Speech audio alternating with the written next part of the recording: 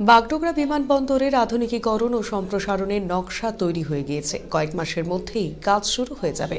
আজ শুরু হওয়ার ৩০ মাসের মধ্যেই বাগডোগরা বিমানবন্দর আন্তর্জাতিক বিমানবন্দরে পরিণত হয়ে যাবে এবং এর জন্য ১,৮৫০ কোটি টাকার অনুমোদন হয়ে গিয়েছে বলে জানালেন বিমানবন্দরের পরামর্শদাতা কমিটির চেয়ারম্যান তথা দার্জিলিং জেলার সাংসদ রাজু বিস্তা।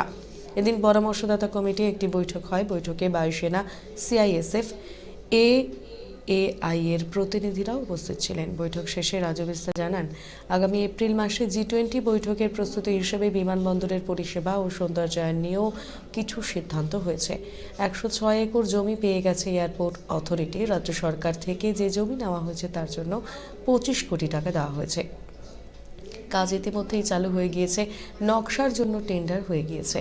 এই কাজ হয়ে গেলে আগামী ৩৫ বছরে এই বিমানবন্দরে আরও কিছু করার প্রয়োজন পড়বে না।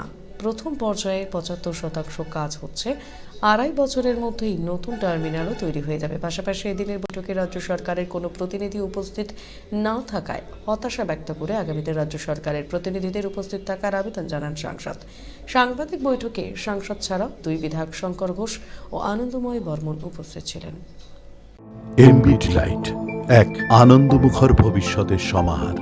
শিক্ষা ও চিকিৎসা কেন্দ্রের খুব কাছে, আবার এনজিপি স্টেশন কিংবা এয়ারপোর্টে সহজে পৌঁছে যাওয়ার পথ এশিয়ান হাইওয়ের ওপর নতুন শিলিগুড়িতে ২০,০০০ স্কোয়ার ফিটের ক্লাব হাউস, ক্লাব ডেলিসিয়া রয়েছে। Swimming pool, kids zone, multi gym আর বিনোদনের অফুরন্ত সম্ভার।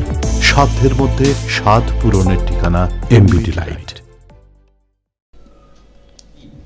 सुंदरीकरण और यहाँ की एग्जिस्टिंग एयर कंडीशन को ठीक करना, कुछ एयरपोर्ट में पैसेंजर के लिए फैसिलिटी बढ़ाना, कुछ स्पेस बढ़ाना, कुछ रेस्टोरेंट की फैसिलिटी को इम्प्रूव करना और डिपार्चर और अराइवल के अंदर में थोड़ी देखने में थोड़ा गेटअप सुंदर हो, वॉशरूम और बाथरूम वगैरह को ठीक करना, यहाँ के टैक्सी ड्राइवर का जो बाथरूम है वो साफ नहीं होता, उसको ठीक करने से लेकर के अन्य तमाम बातों पर बहुत विस्तृत रूप से जो है चर्चा हुई है। यहाँ के टैक्सी ड्राइवर का एक ये भी कहना है कि 2008 से आरटीयू ने हमारे जो है फेयर नहीं बढ़ाए, तो वो भी आज डिटेल में चर्चा हुई है। उस इशू को भी हम लोग टेकअप करेंगे। सो ये सिर्फ एयरपोर्ट एडवाइजरी कमिटी सिर्फ नाम की ना होकर के फुल्ली फंक्शनल है और बहुत एक्टिवली आने वाले समय में भी काम करेंगे। और नया बिल्डिंग का टर्मिनल बन रहा है, तब तक 2.5 साल के लिए एग्जिस्टिंग बिल्डिंग में भी हम काफी फैसिलिटी को इम्प्रूव करेंगे। निश्चित टर्मिनल में भी सुंदरीकरण और यहाँ की एग्जिस्टिंग एयर कंडीशन को ठीक करना, कुछ एयरपोर्ट में पैसेंजर के लिए फैसिलिटी बढ़ाना, कुछ स्पेस बढ़ाना, कुछ रेस्टोरेंट की फैसिलिटी को इम्प्रूव करना और डिपार्चर और अराइवल के अंदर में थोड़ी देखने में थोड़ा गेटअप सुंदर हो, वॉशरूम और बाथरूम वगैरह को ठीक करना, यहाँ के टैक्सी ड्राइवर का जो बाथरूम है वो साफ नहीं होता, उसको ठीक करने से लेकर के अन्य तमाम बातों पर बहुत विस्तृत रूप से जो है चर्चा हुई है। यहाँ के टैक्सी ड्राइवर का एक ये भी कहना है कि 2008 से आरटीयू ने हमारे जो है फेयर नहीं बढ़ाए, तो वो भी आज डिटेल में चर्चा हुई है। उस इशू को भी हम लोग टेकअप करेंगे। सो ये सिर्फ एयरपोर्ट एडवाइजरी कमिटी सिर्फ नाम की ना होकर के फुल्ली फंक्शनल है और बहुत एक्टिवली आने वाले समय में भी काम करेंगे।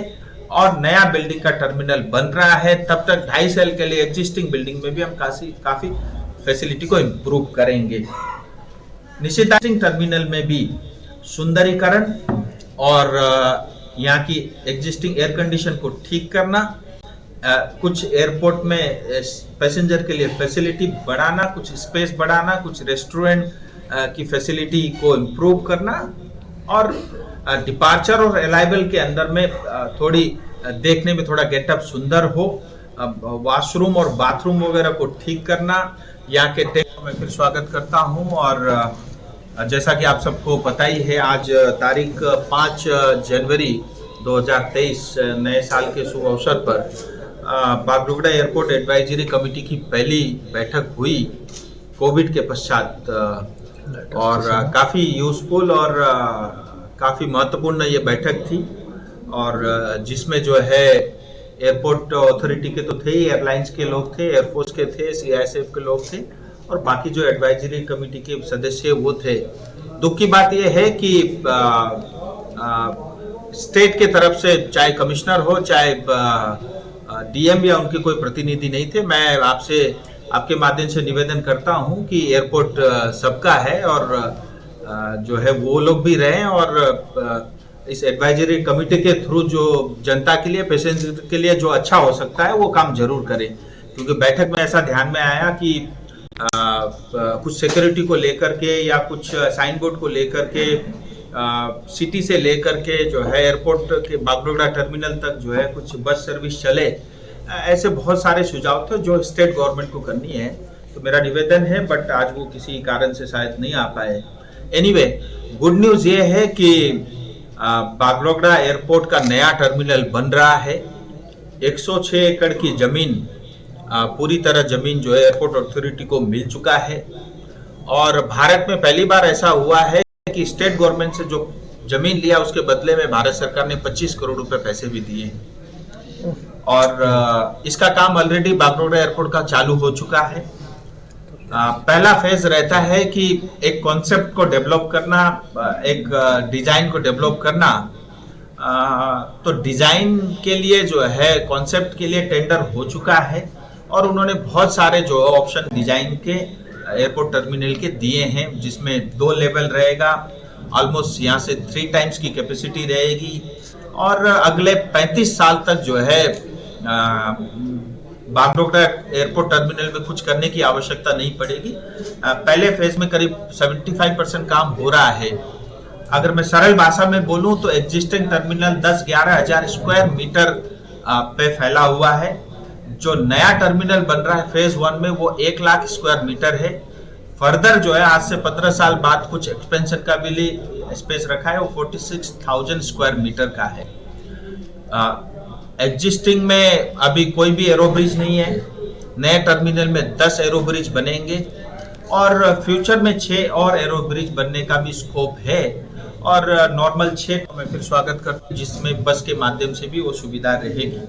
सो कुल मिला के ऑलमोस्ट 3 गुना कैपेसिटी बिल्टअप होगा और ये बागडोगरा इंटरनेशनल एयरपोर्ट होगा। साउथ ईस्ट एशिया से आज लोगों को दिल्ली और कलकत्ता जाना पड़ता है। भविष्य में नए टर्मिनल बनने के बाद हमको विंडो और स्पेस भी ज्यादा मिल रहा है, क्योंकि आपको पता है यहाँ रनवे का भी काम चल रहा है और रनवे का काम पूरी तरह कंप्लीट मार्च में हो जाएगा। और उसके बाद आज जैसा आपको पता है विंडो में हमको सुबह 8 बजे से लेकर 5 बजे तक फ्लाइट ऑपरेट कर सकते हैं। फिर हम सुबह 6 बजे से लेकर रात्रि 8-9 बजे तक भी फ्लाइट ऑपरेट कर पाएंगे और नया टर्मिनल बनने के बाद वो विंडो और हमारे लिए खुला रहेगा। उसके हिसाब से हम बहुत सारी जो है एयरपोर्ट नए टर्मिनल बिल्डिंग में फैसिलिटी रहेगी। वहाँ पे आपके लिए जो है होटल्स की सुविधा होगी। यात्री दूर दराज से जो आते हैं एयरपोर्ट के पास में रुक सकते हैं। कैफेटेरिया होगा, रेस्टोरेंट होगा और वहाँ पे जो है एयरपोर्ट अथॉरिटी के स्टाफ के लिए रहने के लिए सुविधा होगी। मल्टी लेयर जो है पार्किंग सिस्टम होगा। कॉमर्शियल कुछ स्पेस भी वहाँ पे रहेगा और ऑब्वियसली टर्मिनल और बहुत सारी अन्य सुविधाएं जो एग्जिस्टिंग, जैसा आप देखते हो आज के नए नए टर्मिनल में वो सब फैसिलिटी उसके अंदर में रहेंगे। और ये एक भारत का एक नया किस्म का जो है एयरपोर्ट का बिल्डिंग बनेगा और इसके अंदर में बहुत आज भी कमेटी ने बहुत अच्छे लंबी चर्चा की, करीब 1.5 घंटे तक। सो ये एक रहेगा और इसके लिए 1850 करोड़ रुपए की सैंक्शन हो चुकी है। पहले ओरिजिनली 1200 करोड़ था, फिर बढ़ा के 1850 करोड़ हो गया। सो मैं आपको प्रोसेस बोल रहा था, अभी जो है डिजाइन पार्ट का टेंडर हो चुका है और डिजाइन कॉन्सेप्ट उन्होंने सबमिट कर दिया है। एयरपोर्ट अथॉरिटी के जो प्रोजेक्ट इंचार्ज है उन्होंने अगले 2-3 दिन में जो है ये डिजाइन को अप्रूव करना है। डिजाइन अप्रूव होते ही ये ईपीसी टेंडर होगा और अगले 45 डेज के अंदर में ईपीसी टेंडर होके टेंडर भी कंप्लीट हो जाएगा और L1 को ऑफर लेटर मिल जाएगा और उसके बाद उसको काम करने के लिए फर्दर 1-1.5 महीने का टाइम स्पेस मिलेगा। मतलब डिजाइन पार्ट का काम शुरू हो चुका है। Already project manager airport authority का मिस्टर सरकार उन्होंने ज्वाइन कर लिया है। 2.5 से 3 महीने के अंदर में कंस्ट्रक्शन का काम स्टार्ट हो जाएगा।